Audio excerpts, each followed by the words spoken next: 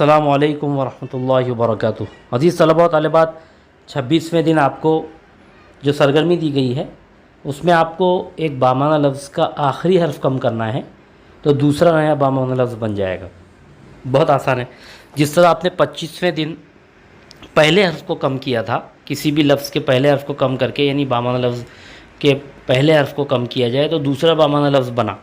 इसी तरह अब आपको क्या करना है कि आखिरी हर्फ को कम करना है तो दूसरा बामाना लफ्ज़ बन जाएगा। जैसे हम देख रहे हैं कुदरत के आखिर में ते है तो ते को हम कम कर देंगे तो बन जाएगा कद्र। अब बिल्कुल इसी तरह से आपको आगे सरगर्मियाँ हल करनी है। बहुत आसान सरगर्मियाँ हैं। जैसे हम देख रहे हैं डाकू, डाकू में आखिरी हर्फ क्या है? वाव है। अब अगर हम उसको वाव को कम कर देंगे तो आपको सिर्फ क्या लिखना पड़ेगा? डाल अलीफ और काफ, डाक बन जाएगा। इसी तरह से बुलंदी, उसमें से ये कम करें तो बुलंद बन जाएगा। इसी तरह से चश्मा है, चश्मे में से आप हे कम करेंगे चश्म बन जाएगा, आँख के मानी में। बहुत आसान है। इसी तरह से आप अगर चांदनी है, अब यहाँ थोड़ा सा आपको गौर करना पड़ेगा। चांदनी में से आपको आखिरी के 2 हर्फ कम करने पड़ेंगे, ये और नून, तो चांद बनेगा। एक हर्फ आप कम करेंगे तो चांदन इस तरह से लफ्ज़ बन जाएगा। तो अब आपको ये देखना पड़ेगा कि बामाना लफ्ज़ बनाने के लिए फिर आपको 2 हर्फ कम करने पड़ेंगे, ये और नून, तो चांद बन जाएगा। इसी तरह से हम देख रहे हैं बाजी, तो बाजी में से अगर ये हटा दें तो बाज बन जाएगा, एक परिंदा है।